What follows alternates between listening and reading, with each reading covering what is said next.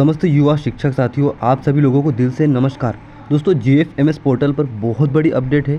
Score card में हो चुका है बहुत बड़ा परिवर्तन। अब दोस्तों देखिए, स्कोर कार्ड में जो परिवर्तन हुआ है उसमें अनुभव के जो अंक है उसमें बहुत बड़ा परिवर्तन देखने को मिला है। जिस तरह से आप लोगों ने देखा कि पिछले कुछ दिनों पहले भोपाल में जो अतिथि शिक्षकों का आंदोलन हुआ था, उसके बाद जो दोस्तों कुछ घोषणाएं की गई थी, उन्हीं घोषणाओं को यहाँ पर अमल किया गया है।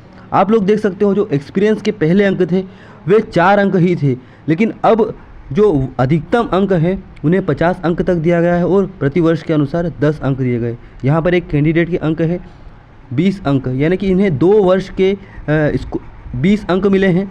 अब दोस्तों देखिए, इसमें बहुत बड़ा उलटफेर हो चुका है, क्योंकि दोस्तों पहले ऐसे कैंडिडेट जिनके 210 तक अंक थे उनका सिलेक्शन बिल्कुल कंफर्म दिख रहा था, क्योंकि दोस्तों स्कूलें GFMS पोर्टल पर जो विभाग के द्वारा स्कूलों की संख्या थी उनको लगातार कम किया जा रहा था, क्योंकि अतिशेष के द्वारा जो काउंसलिंग हुई थी और अतिशेष की जो ज्वाइनिंग हुई है उसके बाद दोस्तों स्कूलों की संख्या बहुत कम कर दी गई थी।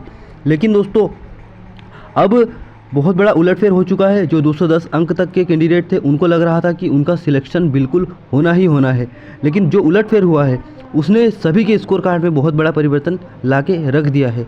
जिनके स्कोर दोस्तों पहले 180 अंक तक थे, अब उनके स्कोर 230 तक पहुंच चुके हैं दोस्तों, 220 तक पहुंच चुके हैं। और ऐसे में दोस्तों जो उलटफेर हुआ है इसमें कई सारे ऐसे कैंडिडेट जो कि बहुत टॉपर हैं लेकिन उनके पास एक्सपीरियंस नहीं है, वो अब बाहर हो चुके हैं।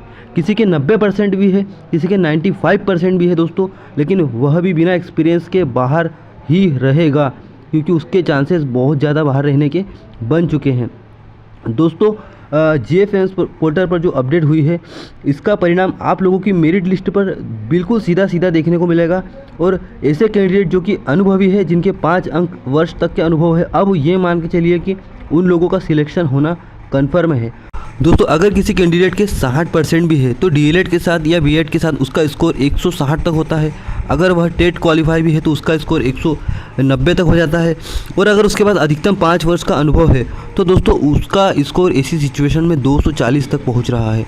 और अगर किसी कैंडिडेट के 95% भी है, लेकिन अगर उसके दोस्तों टेट क्वालिफाई नहीं है, क्योंकि उसको वर्ग 3 में टेट देने का मौका नहीं मिला होगा, कोई नया कैंडिडेट होगा, और दोस्तों उनके पास एक्सपीरियंस नहीं है, तो 195 के स्कोर के साथ भी वे बहुत पिछड़ जाएंगे।